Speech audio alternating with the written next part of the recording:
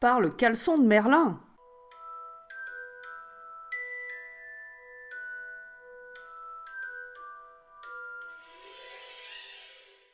Aujourd'hui, une petite vidéo qui s'intitule « Sortilège du mot tabou et intelligence artificielle ».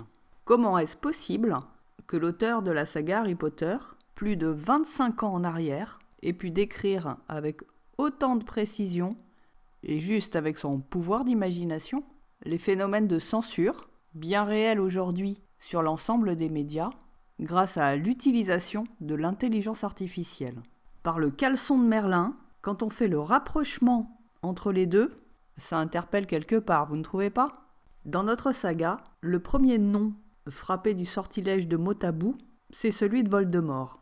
Et seuls ceux qui peuvent l'affronter et à qui il ne fait pas peur osent prononcer son nom. Pour tous les autres, lorsqu'ils veulent évoquer ce personnage sulfureux, eh bien ils utilisent un nom de code, celui dont on ne doit pas prononcer le nom. Dans les milieux de la magie, prononcer un nom de divinité, d'entité, équivaut à une invocation.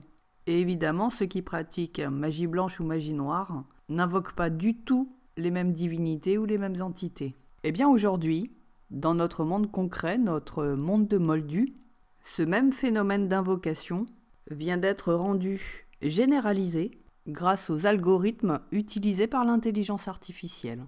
Utilisés à bon escient, l'intelligence artificielle et les algorithmes peuvent tout à fait nous rendre des services. Par contre, lorsque cette technologie tombe sous le contrôle de personnes dérangées, perverses et assoiffées de pouvoir, eh bien, cela devient juste un outil de censure, de contrôle et de manipulation au service d'une dictature. Lorsque vous utilisez certains mots jugés tabous sur un réseau social, alors vous vous exposez à de sévères représailles qui, la plupart du temps, passent largement au travers des mailles de la justice. Exactement comme décrit dans la saga, et parce que le fantasme du contrôle absolu est une utopie complète, eh bien, pour parler des choses qui fâchent, on encode le langage. Ça n'est pas nouveau.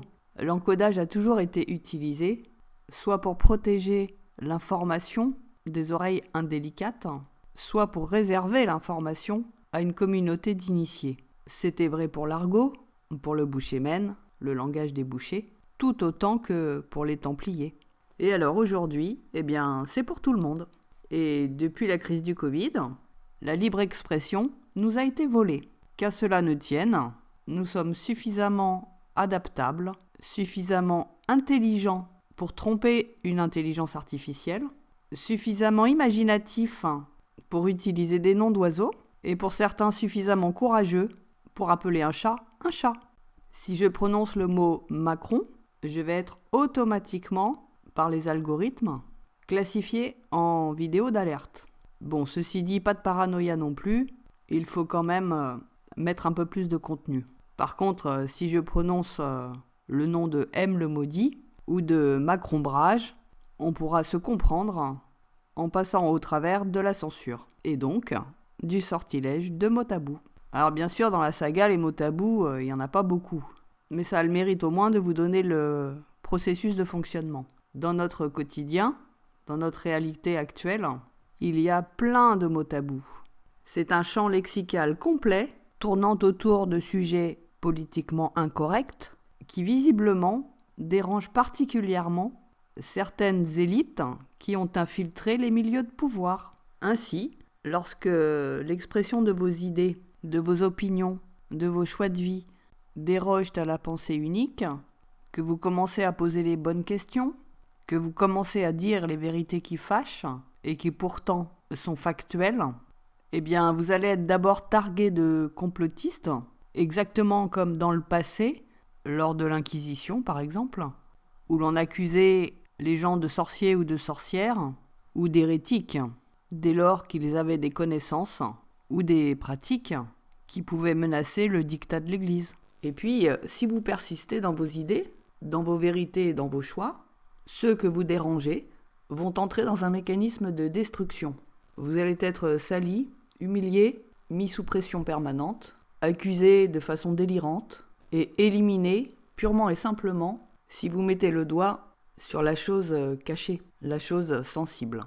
C'est cyclique dans nos sociétés et dans nos civilisations. Et nous vivons une période de nouveau, d'inquisition, de dictat et de répression. Ainsi, tout ce mécanisme est flagrant aujourd'hui puisque les élites sont en vitrine et que le phénomène s'inscrit dans une géopolitique mondiale où individuellement tout le monde est concerné, mais à l'échelle d'une famille ou d'un groupe communautaire, c'est exactement la même chose qui peut se produire lorsqu'un élément belliqueux, dérangé et pervers décide d'imposer son autorité absolue à tout son entourage. Il y aura des secrets de famille puants, des tabous sur les vérités, des divisions de clans savamment orchestrées, des victimes, des faux culs et des collabos profiteurs. Famille toxique, rien de nouveau sous le soleil. Maintenant, à l'échelle géopolitique, ça rejoint complètement la saga d'Harry Potter. Nous assistons à une résurgence de ce qu'il s'est passé avec la montée du nazisme durant la Seconde Guerre mondiale. Ce sera tout pour cette première vidéo qui vient vous planter le décor. Nous vivons des heures sombres, certes, mais nous ne pouvons pas les ignorer. Mais par contre, nous pouvons nous en prémunir pour la suite. Et puis rassurez-vous, on parlera aussi de choses bien plus légères, plus fun, parce que aborder l'œuvre de J.K. Rowling sans une part d'humour serait vraiment très irrespectueux. Bien, alors on se dit suite au prochain épisode, pour ceux qui veulent en savoir plus. À ciao!